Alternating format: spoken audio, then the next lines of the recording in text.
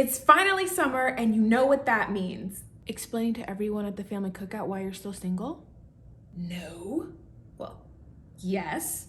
But also, there's a new season of Love Island, The Perfect Match, The Bachelorette, and a million of other reality dating shows. Why are there so many dating reality TV shows in the first place? And how are all of them low-key doing well? Like, especially when they're all vaguely the same, and especially when they're all from the same franchise. What does this say about society? Hi friends, I'm Ashara, and I make videos at the intersection of sociology, technology, and media. Let's get into it. The very first dating show premiered in 1965. It was called The Dating Game, and it featured one person on a quest to find love and 3 potential suitors behind a wall. Our bachelor or bachelorette asked hidden strangers questions and ultimately picked a date sight unseen based on their answers. Audience tuned in to watch, the people loved it, and we were off. Since then, dating shows have debuted on a variety of network channels. We've seen the likes of The Flavor of Love, Next, I Want to Marry Harry. It got a little weird there for a second. And we've also seen original dating shows on streaming networks. It seems like everybody wants a piece of the love pie, right? Some of the most popular dating shows include The Bachelor/Bachelorette. Now this one is like mother, in my opinion, like queen or head of all of the other dating shows. If we're talking about The Bachelorette, it features one woman and 25 plus men vying for her attention. There's dates, there's drama, there's love, and then there's a proposal, an engagement. And then of course it's gender swapped if you watch The Bachelor. There's also Love Island, the British one, babes. It's 5 girls, 5 guys. Okay, I'm gonna stop with the accent. I'm sorry. It's 5 guys, 5 girls, and a revolving door of bombshells. Ultimately, we're there to answer the question, are you here for love or for money? Because at the end, one person wins $100,000. And people are dumped from an island every couple of business days. That's a good one too. There's also 90 Day Fiancé, and this one brought us the memes. And to that I say thank you. I like the view. You do? Yes. You're my best view. Me. I mean You're it. so sweet. It follows couples consisting of 1 US citizen and 1 non-citizen who've just gotten engaged over the course of 90 days before they finally get their spousal visa, hence 90 Day Fiancé. And of course, I can't talk about dating reality shows without talking about Love is Blind, the messy queen that she is. This one comes to us from Netflix, and basically 10 women and 10 men talk to each other from behind a wall without ever seeing each other and decide whether or not to get engaged. Those couples that do get engaged then go live with each other in the real world for I think about 4 weeks or so, and they test the ultimate question, is love blind? And if you've seen more than one season, you'll know the answer to that question is no. But we continue to watch anyways. Okay. Each of these shows is also doing very well, like millions of views, as well as cult followings and fan pages and YouTube accounts, like the whole 9. So how is it that they're all so popular? Like, why are we so obsessed when it's all kind of the same thing? I have a couple of theories. Theory number 1. Parasocial relationships. Have you noticed that the contestants on a lot of these shows end up with a lot of followers after they're done with their season? Like, there's so many people that will decide to follow because they like that person. And then sometimes it's comparable to actors who have been on TV shows. It's not uncommon for viewers to form one-sided relationships with these contestants, aka parasocial relationships. Parasocial relationships are one-sided relationships where one person extends emotional energy, interest, and time, and the other party, their persona, is completely unaware of the other's existence. Parasocial relationships are most common with celebrities, organizations such as sports teams, or even television stars. So a parasocial relationship allows a person to identify with someone else and prevents any sort of possibility of rejection.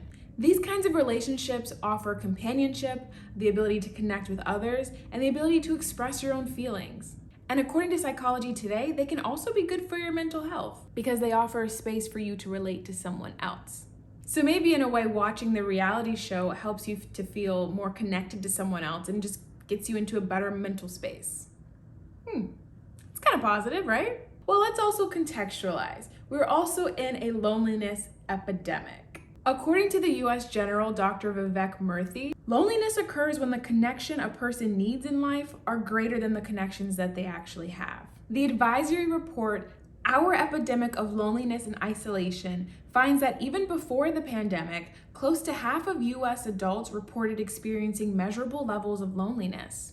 It also reports that people are spending less in-person time with each other than 2 decades ago, and people between 15 to 24 years old had 70% less social interaction with their friends. Lonely, I'm so lonely, I have nobody. So basically what I'm getting at is that people are feeling lonely and isolated, so they turn to these shows to feel better because they're able to have a connection with the people that they see on screen. It's a plausible explanation, I think. Theory number 2, Schadenfreude. You know when you're driving on the highway and you look to your left and you see bumper to bumper traffic going the other direction and you think, thank God, I'm not them. And you feel kind of good? That feeling is what I'm talking about here. When you're feeling a little bit happy and taking pleasure in somebody else's pain. That is what reality TV does for us. Bear with me. The word Schadenfreude comes to us from the Germans. It literally means the emotional experience of pleasure in response to another's misfortune. It sounds demented, but maybe it's not that demented. Applying it to reality TV, audiences want drama. They want high stakes, they want to see tears, they want to see fights. It's what gets the people going. It's what people tweet and comment and make videos about. They want to see someone get turned down at the altar, or they want to see someone get eliminated, or one half of a couple get dumped from the island. Reality TV allows us to safely observe or even partake in drama from a safe distance. So we get to sort of scratch that itch of wanting to see other people's demise without actually having to contribute to it. We're able to enjoy the drama from back here safely because we have a desire to see people crash and burn over and over and over again, which is why we continue to watch. Number 3, consuming TV romance makes us feel good. I mean, there's a reason why people love love. The brain in love releases high levels of dopamine, which activates the reward circuit in your mind. And so that often can be compared to feelings of euphoria that you get from alcohol, cocaine. You can even be addicted to love. That's how powerful it is. I mean, people write songs about it, they make movies about it, it inspires poetry and art and scientific study.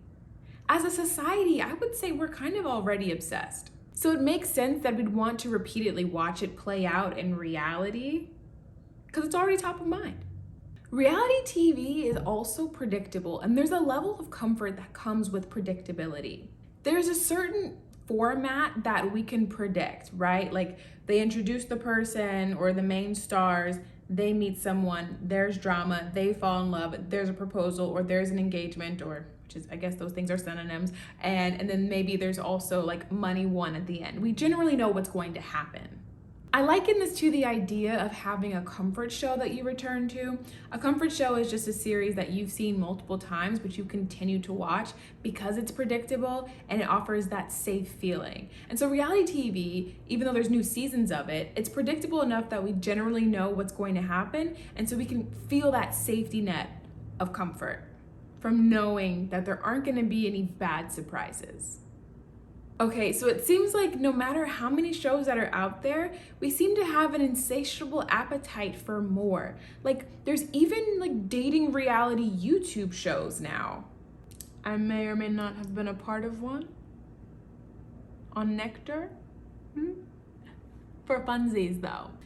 Now I think, and this is just me spitballing here, it's because we as a society, which we live in a society, we place so much importance on romantic relationships over all other kinds of relationships. And we hear this idea sort of repeated in a lot of rhetoric like my other half or my better half or you complete me. It is an expected life accomplishment to become partnered. And if someone doesn't, then maybe something's wrong with them. Relationships between siblings or parents or friends or acquaintances or even community are deemed less important than that between you and your spouse. So it makes sense that we would consume this idea of romantic partnership in the form of entertainment. That's just me spitballing there. I just feel like, anecdotally, that the idea of being in a relationship is like shoved down my throat every day, whether I like it or not. Do you have any theories or guesses as to why reality dating shows are so popular, even though they're all kind of exactly the same? And I'm not a hater. I will watch almost all of them, and I will have opinions on everything. But I think that's really all I have to say on the matter. If you have any ideas or any comments, let me know, because I would love to chat about it. If you made it to the end of this video, you're a real one. You're a real one. And I just want you to know that.